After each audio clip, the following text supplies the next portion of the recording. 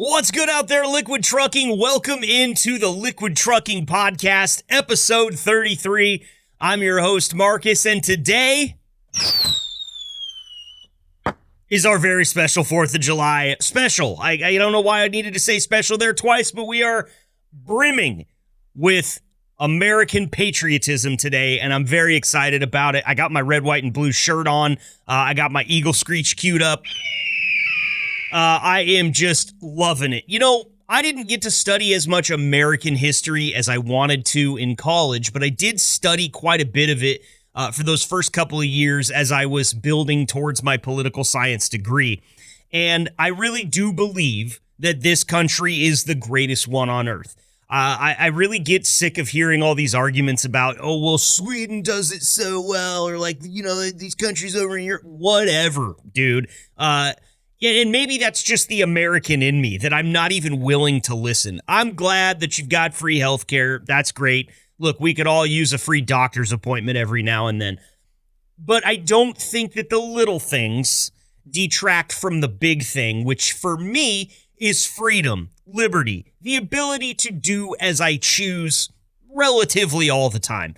And, you know, it's kind of funny. You grow up and you think, man, somebody's always warding over you. It's either a teacher, it's your parents, it's your older siblings. Maybe you go away for the weekend and it's aunt and uncle or grandma and grandpa. But as a kid, you're always having someone tell you what to do. And so when real freedom hits you right in the face at 18, whew, it's a recipe for some bad decisions. But it's also that first taste of really what it means to be an American. And we're going to talk to a couple of veterans on this show. And when I say veterans, I don't mean veterans of liquid trucking. I don't mean veterans of the trucking industry. I mean American military veterans, guys that served this country, guys that decided with their very first taste of true freedom at 18 years old, or 17 even, that they are going to sign up, commit to go, and fight for our country overseas, domestic, wherever it needs to be. And I want to draw some special attention to those guys today because we're going to be joined here after just a little bit by Liquid drivers Tony Brown and Brian McNett. And they're going to tell their stories, and I'm going to ask them, what is it that kind of bubbled up inside of you that made you decide that you wanted to do that at the age of 18? I have a tremendous degree of respect for the military in our country. I had my dad kind of tell me a little bit when I was a kid, listen, maybe the ROTC is something you want to look into if you're wanting to go to a 4 years college and then also possibly do something in the military after that. I'll be honest with you. I didn't have it in me. I could not make that decision. I was not a strong enough person, in my opinion, to do so. And so I'm very curious, and I want to talk to these two, Tony and Brian, about their decision, why they made it, what things led to that decision, and what it did for them as Americans, and what it did for them just as people, and what it means to them to be Americans. These are the guys that put the toe on the line and came, you know, who knows how close to making the ultimate sacrifice. But they definitely, a lot of time was sacrificed here. I mean, if I'm not mistaken, and I'll ask Tony for sure, he'll correct this if I'm wrong here, but I'm thinking Tony was in for like 22 years or something like that. That's a significant portion of your life that you don't get back, but these guys made this decision, and they did it for you, me, and everybody else that bleeds red, white, and blue. So very cool conversation coming up with those guys here in just a little bit. And as I said, since I've got my Eagle Screech all queued up, that was a loud one, I am going to be doing a few other things for you here in the way of just a 4th of July celebration. We want to put the spotlight on the vets, so we'll get to that conversation first. But later on in the program, I've got a couple of things. I've got 10 mind-blowing 4th of July facts for you. And I have a poem that we've been working very hard on that I can't wait for you guys to hear. And, you know, I'm not much of a poet, but I pulled together all the resources that we could. We've got some really talented people working behind the scenes at this podcast. And through a bunch of teamwork and a little bit of luck, I think we ended up with a pretty cool patriotic poem that we're going to play you later today. And just to go ahead and put that nice red cherry on top of our white and blue ice cream cone, we're going to play you out today with a little John Philip Sousa. If you don't know who John Philip Sousa is, he's the guy behind composing most of the military marches that you've heard over time. He's a very renowned, kind of the king of march, if you really will. The president's own U.S. Marine Corps band plays a lot of John Philip Sousa. And the reason I'm kind of partial to John Philip Sousa when it comes to patriotic music is because your boy was actually awarded the John Philip Sousa Award for outstanding musicianship in high school. And I was like, who's John Philip Sousa? Started listening to it. I was like, damn, this guy's he was really baking out the hits in like 1920 or whenever he was out there. So all of that coming up for you here in just a few minutes. But first, let's get on the horn with Tony Brown and Brian McNett, our liquid drivers and American military veterans right now. Welcome to the gold standard of podcasts for the gold standard of drivers. This is the Liquid Trucking Podcast with your host, Marcus Bridges.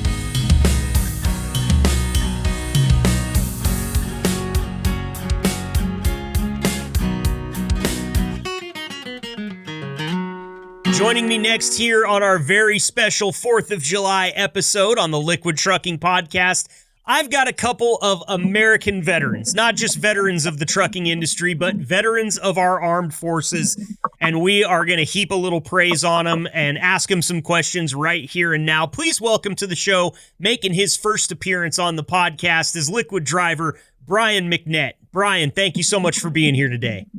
No, you're welcome. And we've also got a vet of the armed forces, vet of liquid trucking, and vet of this podcast. Tony Brown himself joins us again. Tony, good to have you back as always. Hey, it's a pleasure to be back on here chatting with you, Marcus. Well, it's always a pleasure. You're getting pretty good at it these days, man. I mean, what's this make? 5, 6, 7 times we've had you on here, it seems like? 4 or 5, maybe 6. Yeah, who's counting, right? Nah. Well, gentlemen, I love it. I'm excited that you guys were both, you came to the top of the list today. I told Cole Brown, I sent him a text message and I said, Cole, I need you to send me the numbers of some guys that bleed red, white, and blue and do things like raise bald eagles to hunt with. Do you have any guys like that for me? And Tony and Brian came right to the top of the list here, so we're going to get patriotic in this episode, in this segment, and I'm really excited about it. First off, guys, I want to get a little background from you. Tony, how long were you in the armed forces? What branch did you serve? And when did you get out? So I enlisted in the U.S. Army in December 21st, 1998, and I retired after 21 and a half years, July 20th of 2020. Wow, that's a hell of a long and distinguished career in the U.S. Army. Now, I have to ask you, because of that date, you said December 21st. That was when you enlisted. Did you have to leave for Christmas, or did you get to stay with the family for one last Christmas before you made the sacrifice and took off for the armed forces? So I was actually still in high school. I was 17 when I enlisted. My mom had to sign a waiver. So I did what was called split off back then. I think it's still available now, but I went to basic training between my junior and senior year of 99, and then graduated high school May of 2000 and went to AIT. And from there, I took off for my service. Got it. I did spend my first 9 years, though, 9.5 years in the reserves, and then went active duty after that. Okay, gotcha. So what was your, I don't know if they call it a job, but what was your job there in the military? What did you specialize in?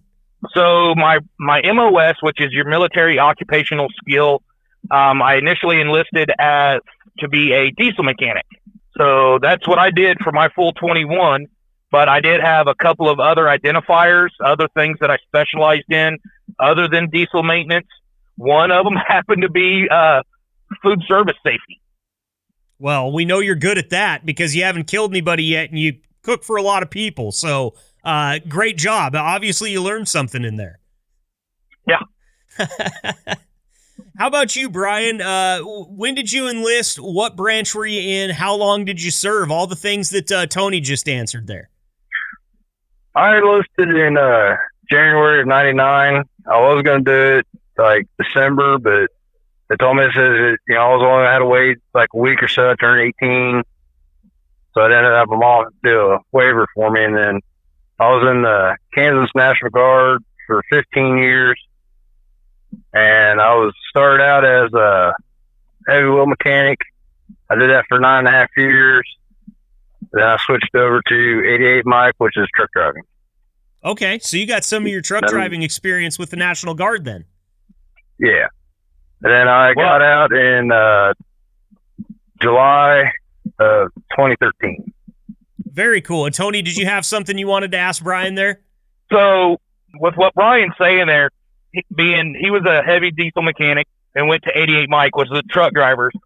He's aware that even as we've all say it, and when you're a mechanic, you're a glorified truck driver anyway. Am I wrong, Brian?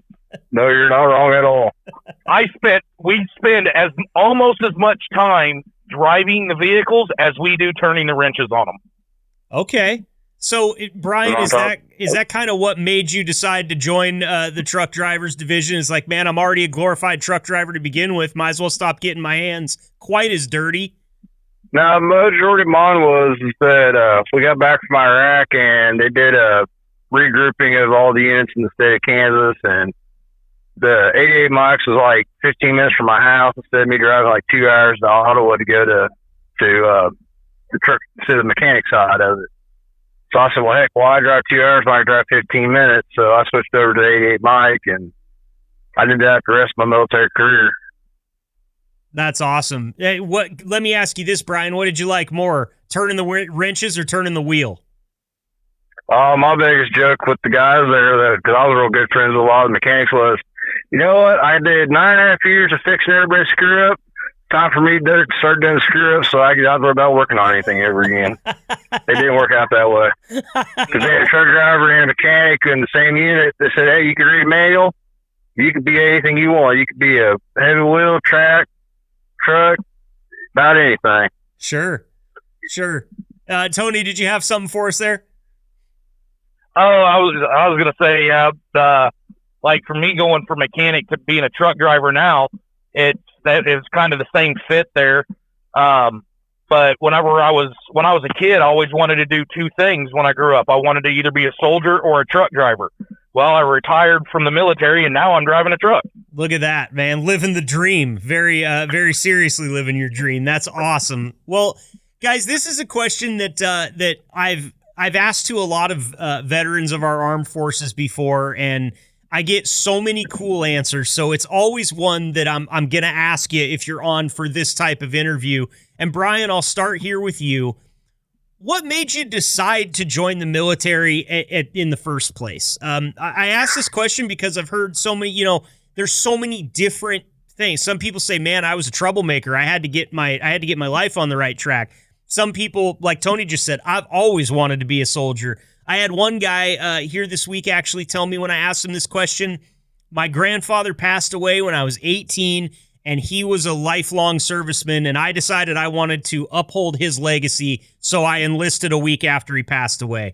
I love hearing these stories, so tell me what made you finally make that decision to join the armed forces, Brian. Well, as I was told, as I was a little kid, because my dad, he was in the Big Red 1 at Fort Riley, the 1st Infantry Division. And ever since I was a little kid, I've always wanted to be a soldier. And I just stuck to it. And then when it was my turn, to either get my mom's permission, with a waiver, or sign my own. And she says, well, you're going to do it anyways. I might as well just go ahead and sign the waiver. And then I signed up, and I did 15 years, and it was the best decision I ever made. I mean, I had fun with it. Like my dad told me when I got in, if you go in with a clear mind, have fun, it'll be the best experience you have. If you go in with a poor attitude, it'll be the worst time of your life. So I just went into it, and I had a good attitude about it, and it was the best decision I ever made. That might be some of the best life advice that is applicable all the way across the board. And in my adult life, I've learned that your attitude in approaching something makes all the difference on whether or not you're going to enjoy it when you come out the other side. I'm sure that you probably saw some people in there with a bad attitude too, Brian, that probably washed out, I would assume. Oh, yeah.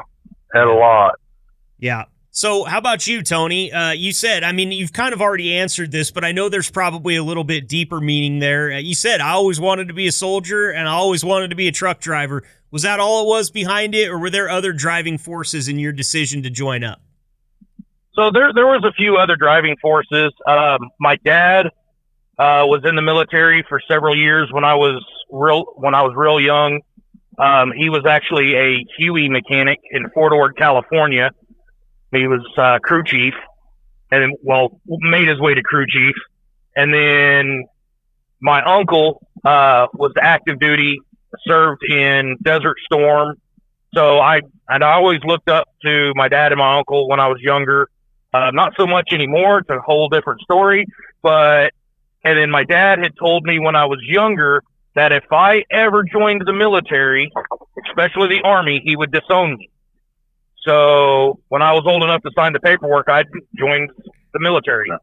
I see. So a little bit of defiance in your decision there. Yeah. My grandfather had, my grandfather was the biggest role model in my life. And he was always real big on the military. He would get out of, he never served himself, but he always wore a flat top haircut, and people mistaked him for being retired military. And he would get out of a lot of speeding tickets when I was a kid just because of his appearance. I don't know how that worked, but it did. Some of us get lucky with that type of thing. And you know what? As long as he wasn't going and buying military surplus stuff and wearing it around stolen valor style, I think all of us would let him get out of a speeding ticket. I mean, come on. Yeah. But yeah, that was kind of my biggest driving forces. That, and I wanted, being very patriotic as a kid, growing up with the family I had, that was just the direction to go. Sure. I wanted to be a mechanic, and I also wanted to be a soldier. So why not be a mechanic in the military? Yeah, lines up perfect. So I've got a question that I'm going to field to both of you again here and this is kind of one that just came up based on when you guys joined, but I'm noticing a similarity between the both of you and when you signed up, and that is that 9/11 was just right around the corner, and I know that a lot of things changed, not only for our country, but for the world at large after September 11th, 2001. So, Tony, how did things change for you? I mean, you're kind of, I imagine as a newer recruit to the Army, you're a little wide-eyed still at that point in time. What was it like being in the Army when 9/11 happened, and how did things change from 9/10 to 9/12? Well, a little backstory on that is I was actually out of state. I was down visiting my dad down in South Texas, where he was living at the time. And when that happened, and a few hours later, I received a phone call from my motor sergeant saying I had 30 minutes, or I had 3 hours to report with all my gear. And I was a little more, I would say I was a little more than 3 hours away. I was closer to 11 hours away. Oh, wow. But I let them know where I was at, and I would be there as soon as I could. And I hightailed it back home, had all my gear packed probably within 30 minutes, boots strapped, and I was ready to head off. I hightailed it back up to the unit, checked in. We started gathering all our equipment, all our gear, loading up, and I was ready to rock and roll. I knew what I had signed up for, and I was ready to serve. And were you deployed then, or was it a thing where it was just like you were staged and then they didn't end up sending you anywhere? What happened? They sent us to Fort Sill. We were the first reserve unit to mobilize out of Fort Sill. So we wrote the book for TPU soldiers, which is Reserve the National Guard. We wrote the book for deployment standards because we actually raised the bar, and they had all these standards for active duty units that they had to meet before they could mobilize.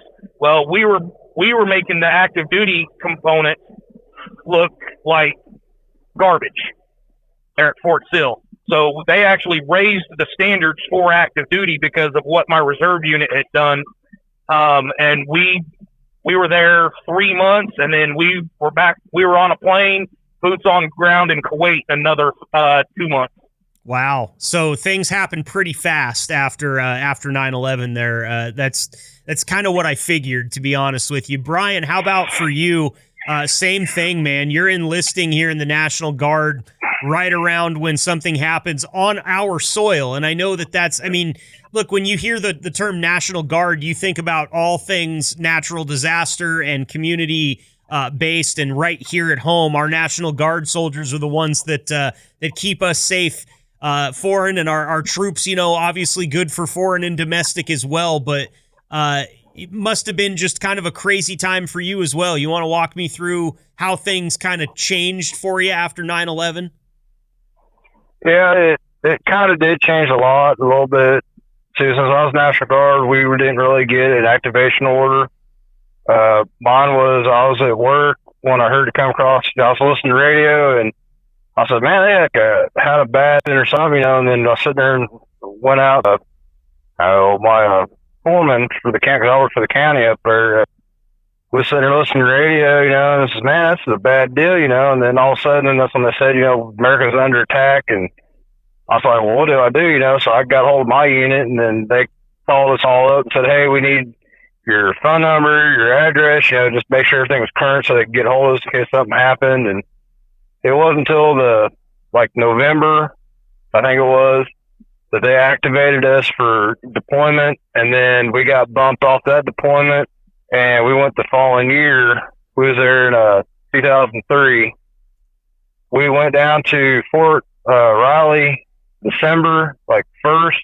We got to come home for Christmas, and we went back. It was 28 days from time we got activated, did our training, and we was boots on ground 28 days later. Wow. And we spent, I don't know, a month or so in Kuwait, and then we finally got to go north because they had to do some more training on what we were actually going to be doing up there. And it was kind of like, one minute you're there, and the next minute you're like, well, what the heck's going on? Yeah, man, that's crazy. The turnaround there is just mind-boggling. And, Kuwait, you hear, there's a lot of movies out now that talk about Kuwait, and, they tell some of the stories from Desert Storm, and I'm thinking through all of just the things I saw about, Kuwait post 9/11 and all these things. It was not a good place over there. I imagine that as newer recruits like that, you guys were, while you might have been ready for it, a bit nervous to head out there of all places. If we would have went the first activation, we would have been there for the actual war, when the war actually kicked off for, I don't know which one it was, because we was there for Operation Iraqi Freedom. I think the first one was Operation Enduring Freedom. But no, if we would have actually went the first time, we would have been there day one of the war. But we was there kind of transition from the war to the peacekeep side. Got it. Okay. Well, that's noble work as well. In fact, the peacekeeping side in Kuwait might be one of the hardest jobs there is out there for sure. Yeah. It kind of sounds like to me, Tony, that you guys might have been in Kuwait close to the same time. You guys could have even been there at the same time. From the sounds of it, we probably were. That's amazing. I think that's so cool. And now you guys are working at the same liquid trucking company out of Plattsmouth, Nebraska. What a small world we live in, huh? And one obviously made safer by the actions of gentlemen like yourselves. And so before I get any further in this podcast, I do want to take a moment to tell you, from me, everybody here at the Liquid Trucking Podcast, and everybody that I know that's involved with the company, thank you for your service, gentlemen, as this is not an easy decision. I've said it on this podcast 100 times. I would wash out immediately. I can't even keep my P's and Q's straight just for my wife here at home. I can't imagine what they would do to me at boot camp. And so without guys like you, we'd be staffed with a military full of guys like me. And let's face it, I talk a bigger game than I pack, okay? So it's all good. It's not right for everyone, But for those that it is, it's the place to be. It's more mental than it is physical, to be honest. Yeah, and that's where my downfall is, Tony. my mental it's all messed up. So just thank you guys again for your service there. And as I move on to this next question, I think maybe we'll get into a little bit more kind of behind the curtains look as to why you guys were the right people for this job. Let me start here with you, Tony. As a vet of the armed forces, what does it mean to you, Tony Brown, to be an American? What it means to be? Yeah, what it means to you to be an American. I want to say to live free, but with the way things are going today, you're not really free anymore. We got to get back to the old ways, and that's one of the things I'm still fighting for and still praying for our future generations. We got to get back to some of the older ways. But to be an American, it is the freedom to do a lot of the stuff that we do have the privilege of being able to do. Places that we can go. We don't have checkpoints every 20 miles. We technically live free, and there's nothing better on this planet. Well said. Brian, same question for you. As a vet, what does it mean to you to be an American? For me, to be an American would be kind of the same thing, that we don't live, under a tyrant. You can walk across the street if you want without saying, hey, can I walk across the street? You can, pretty much do anything you want within the confines of what was set up in the Constitution, and that's pretty much it, I guess. Well, hey, short and sweet. I think that I would echo the sentiment from both of you gentlemen. The best part about being an American is that liberty and freedom, for all people. And yeah, there's definitely the argument to be made, Tony, that things are never as free as they once were. And I think that you constantly, that's just a time creep thing with a lot of governments. What do governments do? They run shit. What do people that run shit like to do? Run more shit. It's just kind of the fact of the matter there. And I think in America, while there's plenty of work to do on all fronts, I think we strike a pretty good balance here. I'm a Second Amendment supporting American, and I've got my Second Amendments around me at all times, and that's something that I would be in prison for in other countries, or maybe even killed for in other countries. And so, that's just one thing that you can bring up on the whole list of liberties and freedoms that we have as American people. And, without guys like you, we're not having this conversation, and that goes all the way back to 1776, brothers. Without guys like you willing to make that sacrifice, we don't have this conversation on this podcast today. So it's kind of the entire idea behind getting you guys on here and talking a little bit about this. And I do want to give you guys both a chance to kind of say it your piece, say it in your way, because I've been asking all these questions. So here towards the end of the episode, just so you can be thinking about it a little bit, I'm going to open the floor up to you guys, let you say whatever you want to whoever might be listening. So keep that in the back of your mind for right now. But before we get to that, I want to hit you guys with a little bit more of a fun question. Because we're recording this a little bit before the 4th of July, I get to ask you guys a question that I'm really excited about, which is, how are you going to celebrate this 4th of July? Of course, it falls right in the middle of the week, so I know that there's a high chance that you guys are going to be sitting right where you're sitting right now and driving a truck. But in the event that you're going to make some time to celebrate, whether it be on the weekends surrounding it or maybe a little bit later, Brian, how are we celebrating 4th of July this year? Well, if I'm off, I'll probably be at home shooting off fireworks, and if I'm not, then I'll be working and watching them out here on the road. Okay. And in terms of fireworks, I come from a state here in Oregon that catches on fire frequently in July, so they don't let us have anything that will blow up or go up in the air. It's lame. I hate it, but I also kind of understand it because it's a beautiful state and I'd like to see it stop burning down since we've long ago made the decision to not manage our forests properly. What kind of fireworks are you into, Brian? Are you the guy that's like, hey, we got to get within eyeshot of Brian's house because he's going to put on a show?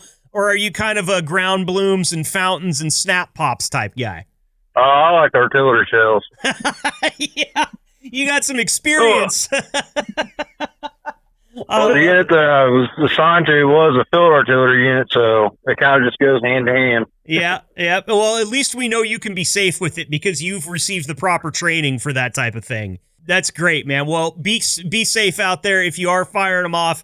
We don't want to hear any stories about you coming back with not as many fingers for the steering wheel, okay? So take care out there for sure. Tony, how about you, man? How are we celebrating 4th of July over at the Brown residence? So most likely I'll be out on the road until the 5th. I'm going to be out that week, but I'll be home the evening of the 5th, and then it's the fire's on. Whether we go to Wichita to spend it with my wife's family, so it'll be me, my wife, my kids, and her family that weekend, or if we don't go up there this year, I've got a spot down next to my pond that I mow out. It's nice and flat, and you actually see a lot of the fireworks as they reflect the light off the pond. Oh, that's and cool. It just makes for some really epic views. I like it's go big or go home. I was part of a sapper battalion for a little while, and so we go big. We like to blow stuff up like those mortar boys do. Because I spent some time learning how to deconstruct fireworks and rebuild them bigger the way I want them. Uh-huh. Some of my artillery shells, I can teach you some things when it comes to sparklers. You could I can't say. Yeah, you could allegedly teach me some things, is what you meant to say, I think. Yes. That's awesome, man. But yeah, it gets epic every year, and then I'll fire up the smoker and fire up the grill. I'll probably do about 20, 30 pounds of brisket this year, with another 20 to 30 pounds of ribs because of if we go to Wichita to visit my wife's family, I'll have to be cooking a lot. Yeah, you will be, man. Well, we heard a little stat here at the beginning of the show that Americans on the 4th of July will eat an average of 150 million hot dogs, which is enough to stretch between Los Angeles and Washington, D.C. 5 times over. So I got to ask, will there be any room for a good old American hot dog on that grill? Or when you're cooking, Tony, is it a thing where don't get the hot dogs near this grill? This grill's for the nice meat only. No, because there's a lot of the kids that won't eat the fancy meat. So I always leave room for hot dogs.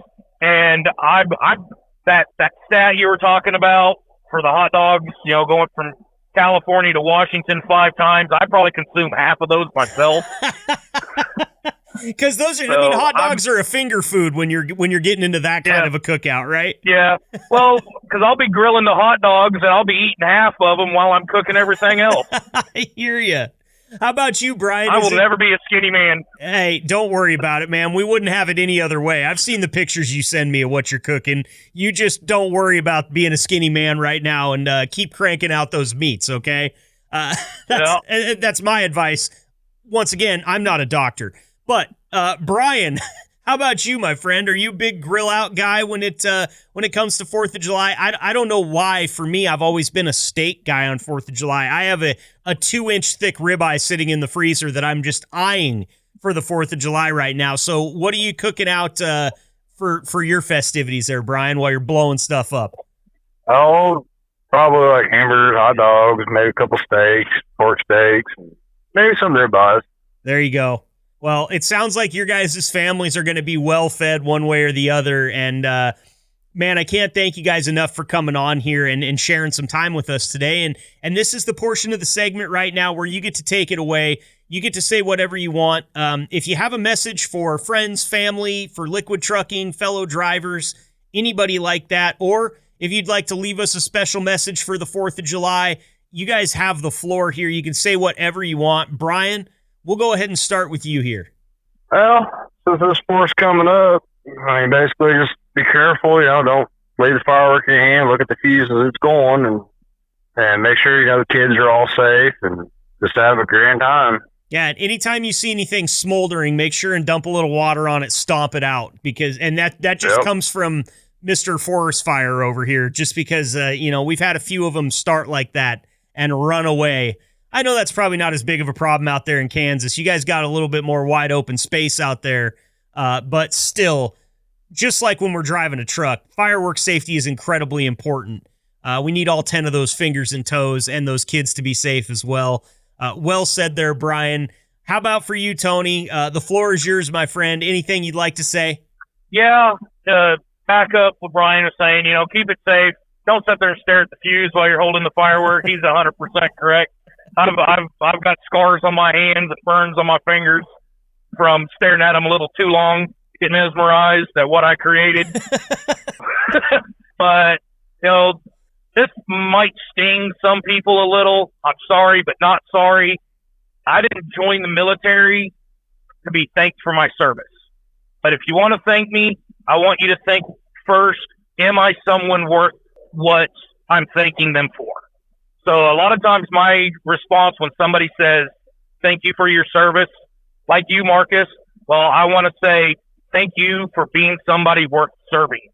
Hey, that's awful nice of you. I've never heard that before, and I've made it a point to thank a lot of service members in my years, and nobody's ever given it back to me like that, Tony. And I'll tell you, it on a episode here where we're already welling up with with American pride, that absolutely warmed my heart. And I don't know that I do anything that makes me worth serving for, but you're welcome if that's all I can give you. Thank you. You are welcome, sir. Well, that's awesome. Brian, thanks, man. What'd you think of your first role here on the podcast? Did you have a good time? Oh, I had a blast. Awesome. Well, we're going to keep your number. Anything you'd like to hear. And guys, I actually want to use this as an example real quick before I let you go. Tony, how often would you say you and I just have a casual text conversation? Would you call it like a couple times a month, maybe even once a week on those good months? Yeah, I would definitely have to go with those numbers. Yeah. All right. Well, I'm using that as an example because I want all of you liquid drivers to know when you've been on this podcast, you have my number, and I want you to use it. If there's, you want to send me pictures of out on the road, you want to do me a favor like Tony and send me some of the meals that you're cooking up, I'd love to see that. I'm always open for feedback on the podcast, good, bad, or indifferent. Remember that here at the Liquid Trucking Podcast, this is for you, and I can't do it without you guys. So your time is greatly appreciated, and I hope that when you have feedback for me or an idea or you just want to get on the podcast, that you'll reach out to me and let me know so we can make that happen for you. Can't thank you guys enough, Brian McNett and Tony Brown, for coming on the show today. We hope that you guys stay safe out there, keep the shiny side up, and we'll be in touch with you very soon, all right? All right. Thank you again, Marcus. Sounds good.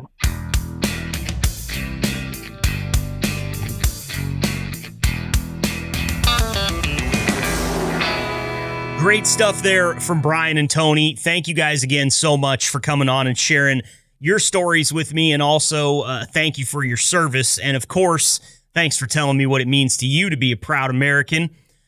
Next up here, I told you I had a poem, and I'm going to read it.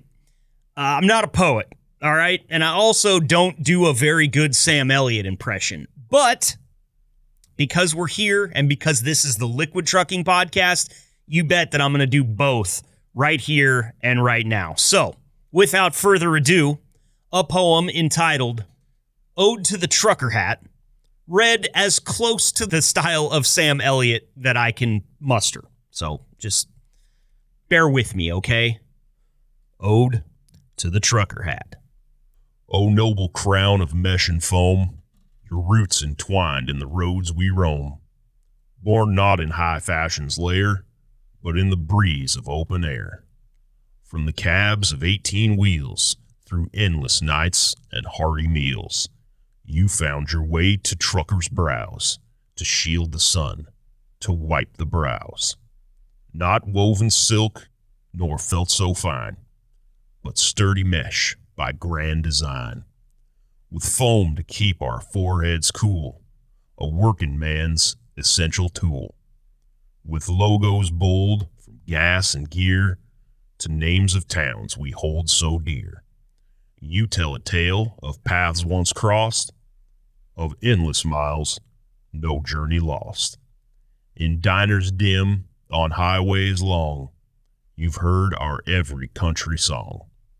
From honking horns to engine roars, your presence etched in trucking lore. And then those hipsters came to claim our treasured hats, but not the same. They wear you now in coffee shops, in cities where no semi stops. They sport your style with irony, but we know where you ought to be. Upon the heads of those who drive, who keep our country's heart alive. So here's to you, our hats so grand, a trusty friend through sleet and sand, a symbol of the trucker's might through countless days and endless nights. May you forever grace the crown of every trucker up and down. The highways wide, the roads so free, our trucker hat eternally.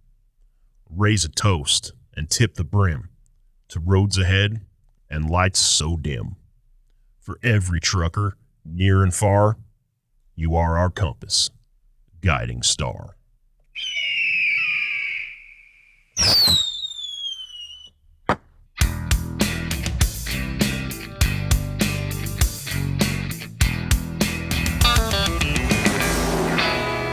All right, I put my regular voice back on, and by that I just told my editor Mike not to pitch me down and make me sound so bold and beautiful in this break. Sorry that I don't sound like that all the time. When I go back and listen to that, I just think about how I could listen to Sam Elliott read a phone book in German, and it would put me in just the nicest, sweetest, softest sleep that I've ever been in. That guy... He lives here in my area, like just a few miles up the road, Sam Elliott does. And one of my greatest, I guess, disappointments is that he shops at stores around here, regular grocery stores. People see him all the time. They did a big write-up in the local newspaper. But the one thing that they didn't say, which I know for sure is a fact, is that Mr. Sam does not like it when people come up to him and just chat him up at the supermarket. And I get that. I totally understand. The guy's a giant star. If he said hi and gave everybody the time of day, he would have no time to himself. But I did hear that he's got a propensity to be a little bit of a jerk when it comes his time to be a celebrity and not just be a dude shopping at a Whole Foods store or whatever it is. But back in my radio days, we ran into Sam Elliott at the store when we were getting lunch right before our radio show started. And we knew that there was plenty of stories in the community at that point in time that said, look, if you see him, that's cool, but don't say anything to him. And we were right behind him in line, actually, at the checkout stand. I was the first guy in line, my two colleagues behind me, and Sam was right there. He never turned around and acknowledged us at all, which I'm kind of glad because it probably would have melted into a puddle. But we knew it was him. Of course, when he talked to the cash register, or the cashier, we 100% knew it was him. You can't mistake that guy's voice. But I was nervous and I was young. I was in my early to mid 20s at this point in time, and I didn't have the balls that I do now. I got to be honest with you. At 40 years old, nowadays, I'd just be like, Mr. Sam Elliott, I'm a big fan. I think you do a great job, and I hope you have a nice day. And I would just call it. I wouldn't ask him for a picture or anything like that now. Okay, maybe I would. It depends on how he responds, to be honest, because I am a big fan. But the case in point here, when we were standing behind him in the checkout line, I didn't have the balls to do anything other than take a picture of his boots.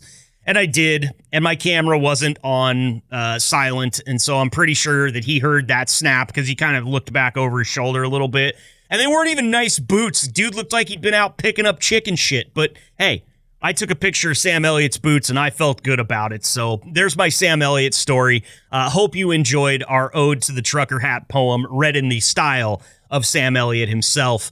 Let's get on to our 4th of July mind-blowing facts. They're not as mind-blowing as you might think because of the way that I'm kind of, gassing it up there a little bit, but I thought these were cool facts. There was probably 5 or 10 of these that hit the cutting room floor as well that I didn't include in this list because they were just generally kind of boring. I went for the most exciting things that I didn't think that every one of you liquid drivers would know about the 4th of July. So let's start actually at the bottom of the list. Let's go from 10 to 1 because these are in no uncertain order. At number 10 on our list is the unusual celebration that happens in Seward, Alaska, every 4th of July. There's a famous mountain marathon race held every 4th of July where runners race up and down the mountain in Seward, Alaska. Now, you hear marathon and you think 26.2 miles. That's got to be grueling in the mountainous elevation and climate of a place like Alaska. But don't worry, they're not putting these patriotic runners through a 26.2 mile marathon. No. They only have to run 3 miles. But this is where you drivers out there will know that the sweat really comes in because over these 3 miles, they will climb 3,022 feet in elevation, which is basically equivalent of just running straight up a hill for 3 miles. And let me tell you, I really hope for the trip down that your brakes are cooled off because, good Lord, running down some type of 8, 9, 10% grade, I don't know, it's probably even a steeper grade than that in Seward, Alaska. I'm sure that this thing turns into that cheese wheel race that they run over in Europe every now and then where it's just nothing but a bunch of patriotic Americans tumbling down a hill. And I'm okay with that. Anything for the country on its birthday. Coming in at number 9, a little Liberty Bell factoid for you. Every 4th of July, the Liberty Bell in Philadelphia, you might think, is rung to celebrate this nation's birthday, but it is not rung for a very good reason. The Liberty Bell is actually only merely tapped on the 4th of July every single year because, as you all know, the Liberty Bell has that famous crack in it. And if you keep gonging that thing every single 4th of July, sooner or later, that crack's going to split all the way through the bell and we won't have a Liberty Bell anymore. So each 4th of July in the city of brotherly love, Philadelphia, they will tap the Liberty Bell 13 times, once each, for each of the 13 original colonies of the United States. God bless this country. How about some flag facts for number 8? The current design for the American flag was actually created by a high school student, Robert G. Heft, in 1958. Now, it's important to remember, this is the current design, the one that we use still to this day in 2024. It was part of a school project, and it was selected out of every student's, run at it, every student's attempt to try to create a new one. President Dwight D. Eisenhower saw the flag created by Robert G. Heft and thought, that's the one. And yes, that is the one that we still use to this day. Now, the fun fact about this is that Robert G. Heft's teacher in 1958 gave that poor kid a B-. A B-. We are running with a B- flag? I don't think so. Have you seen that thing at the Olympics? It is the best looking flag on the field, hands down, every time. You can pick it out of a crowd. It doesn't have wild oranges and yellows or like a bird on it for some strange reason or a tool of war or anything like that. No. Old glory. Stars and stripes forever, baby. And I'm telling you right now, whoever was the teacher of poor Robert G. Heft in 1958 ought to have their teaching credentials removed and been turned into a janitor. If you're going to give this nation's flag, the one that I've seen my entire life, a B-, shut your mouth and close the door. Can you imagine being Robert G. Heft when you walked in the next week and you're like, hey, teach, I'm not going to argue about the B-, but if you would please stand up, put your hand over your heart, and pay attention to the thing that I designed. I'm going to be directing the Pledge of Allegiance this morning while we look at my design. that earned me a B- in this stupid class. I can't believe that. I award that teacher no points, and may God have mercy on his soul. Moving on to number 7, notably, President Calvin Coolidge, the 30th president of the United States, was born on July 4th, 1872. Born on the 4th of July. That's a Tom Cruise movie, and it's also the coolest damn thing that I've ever heard. I had an ex-girlfriend that was born on the 5th of July, and I'll tell you what, I wouldn't recommend it. That's all I'll say, okay? I'm not going to get into that whole thing, but the 5th of July didn't work out at all. Obviously, being born on the 4th of July worked out for Calvin Coolidge, and also probably put a couple mil in Tom Cruise's pocket, so good on you. Let's see here. Number 6. 3 U.S. presidents have actually died on July 4th, which, when I read you the names of these presidents, you're like, okay, also probably the most patriotic damn thing to ever happen in the world. Thomas Jefferson and John Adams both died on July 4th, 1826. They said, listen, 1776 is back there 50-some years ago. We gave it a good run. Old glory's flapping in the wind, and this country is on its way to being the best one in the world. We're going to go ahead and duck out during the finale of a bunch of amazing fireworks and celebrations while the true free Americans crush hot dogs. John Adams and Thomas Jefferson slipped away into the night, never to be heard from again, and went to a better place after they worked miracles over here on this side of the Atlantic. So hats off to those guys. And actually, there was a third president, James Monroe, passed away just 5 short years later, 1831, on July 4th. So tragic coincidence for sure, but again, probably one of the most patriotic things I've ever heard. The 4th of July was declared a federal holiday back in 1870. Almost a century after the Declaration of Independence was signed, which feels a bit late if you want me to really share my opinion here. I mean, you gave it 100 years? Like, I think that we were well on our way to being, the bee's knees before they finally decided to make the 4th of July a federal holiday. But it wasn't a paid holiday for federal employees until 38? We had to get through the Great Depression before you would give us a paid holiday to celebrate this nation's birthday like the true Americans that we are. We're back-to-back World War champs. Well, I guess we weren't then. We were on the verge of being back-to-back World War champs in 1938. So, listen, I'm just giving you the facts here and sharing a little bit of editorialism on these because I have an opinion, and I think that, a good time to make it a federal holiday would have been 1776. And a good time to make it a paid, in fact, it should be a double paid holiday. I don't know if some of the people that pay me to do this job are going to want to hear that. But, how about you get your pay and then you get an extra 50 cents on the dollar? Maybe a quarter. Quarter's got George Washington on it. That's patriotic, right? Number 4 on the list, the first organized 4th of July celebration, and this is where they got it right, was held in 1777, just 1 short year after the Declaration of Independence was signed. This celebration was held in Philadelphia. It included fireworks, bonfires, and a parade, despite the ongoing Revolutionary War. And I'll be honest with you, that's just because we knew what was going on.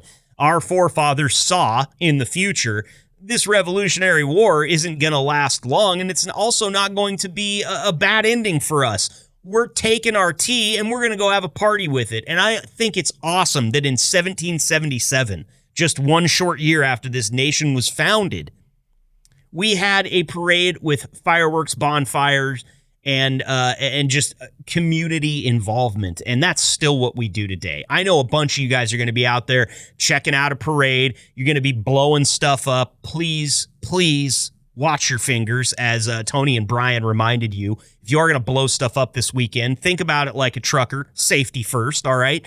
But just how cool that we've been doing this ever since this country was founded. Parades, fireworks, the works. Moving on to number 3. Speaking of fireworks, each year, Americans spend over $1 billion on fireworks. Now, surprisingly, most of that $1 billion is not spent on large community firework displays. Most of that $1 billion that gets spent each year comes directly out of your pocket, directly to a shady guy in a parking lot, and all of a sudden you have M80s and bottle rockets and, I don't know, Husker do's, Husker don'ts, whistling buttholes, or whatever he called them in Joe Dirt. It's awesome. I love it. Look, I come from the state of Oregon. This time of year, the state of Oregon loves to catch on fire. There have been multiple wildfires caused by fireworks around this time of year throughout my life living in Oregon. That's a bad thing, okay? Don't get me started, because we'll be here for another 15 minutes while I tell you about the absolutely dire mismanagement of our forests in this area of the country. But that's a story for another day. If you are out here in my neck of the woods on the West Coast, the state of California, Washington, they like to catch on fire too. Just make sure that you've got a fire extinguisher or a big bucket of water, or maybe you're next to a lake so you can just pick up a plank and throw it in the water, anything like that. Just do us a favor and don't cause any forest fires when you spend $1 billion on fireworks this year. Because, actually here in Eugene, the city that I live in Oregon, we had a over 100-year-old baseball stadium that was under renovation, burnt down by a couple of teenagers with some ground blooms and some bad ideas.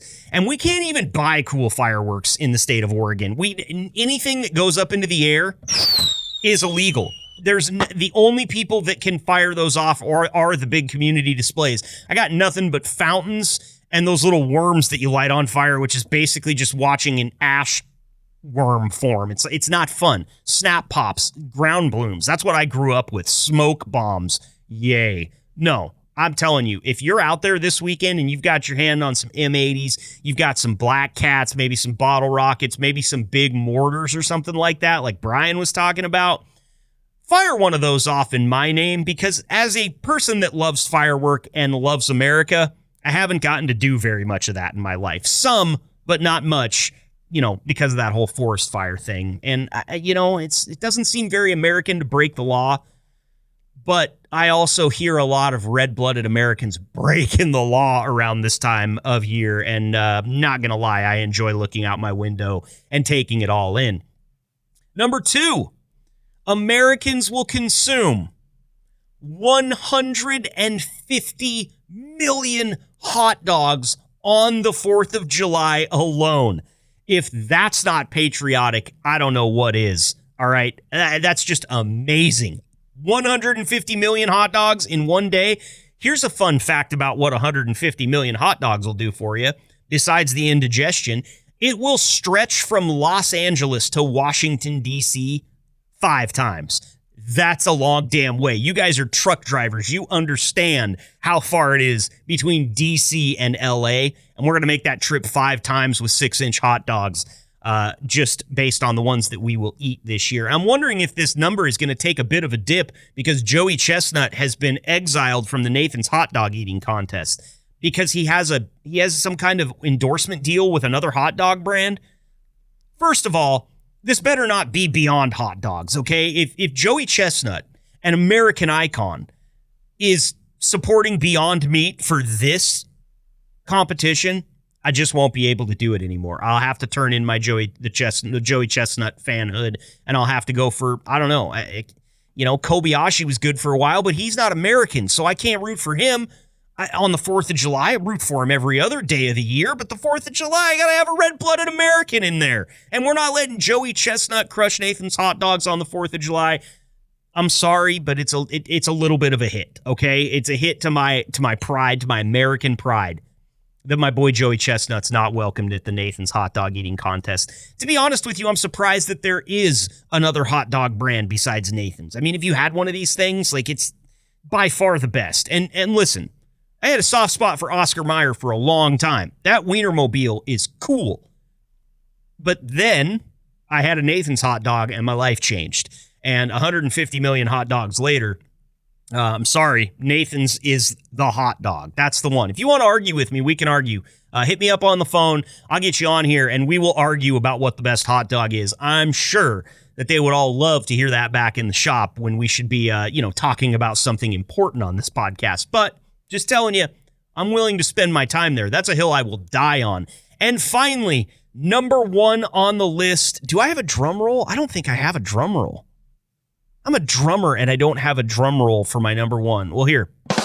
That's the closest I've got. Number one on the list. The Continental Congress actually voted for independence on July 2nd, 1776. Then the Declaration of Independence was adopted on July 4th, which is why we celebrate on that day. But John Adams, you remember him? Second, third president, I don't know, somewhere in there, also died on the 4th of July. Pretty big patriot, if you know what I'm saying. He always thought that July 2nd would be the day that we would celebrate as Americans and not July 4th. I don't know, man. The 2nd, I guess it's okay. July 2nd, it just doesn't have the same ring. It doesn't feel the same coming off the tongue as July 4th. And I already told you, July 5th, just don't even bark up that tree, all right? It ain't worth it. So there you have it, your 10 mind-blowing facts about the 4th of July.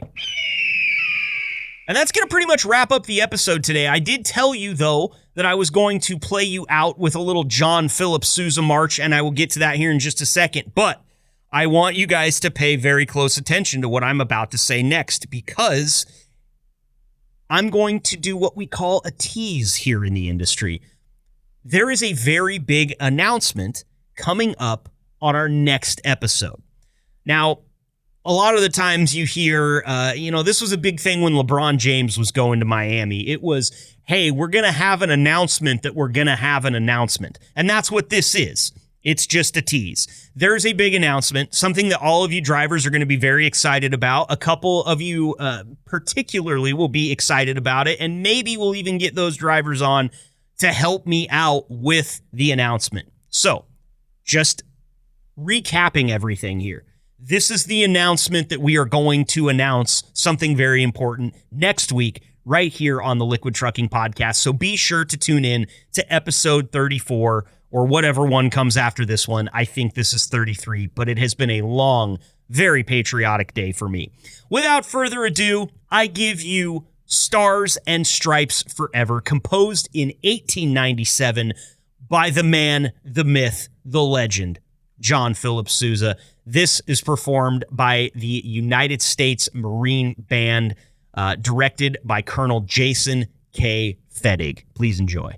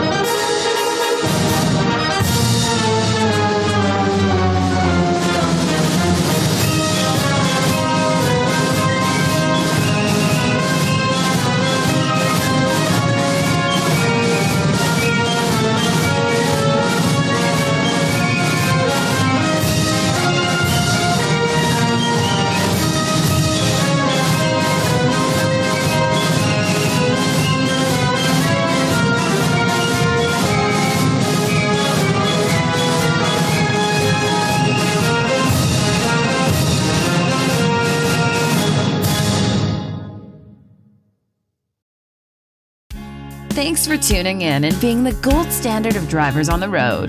Be sure to like and subscribe to the channel and tune in next week for another episode of the Liquid Trucking Podcast.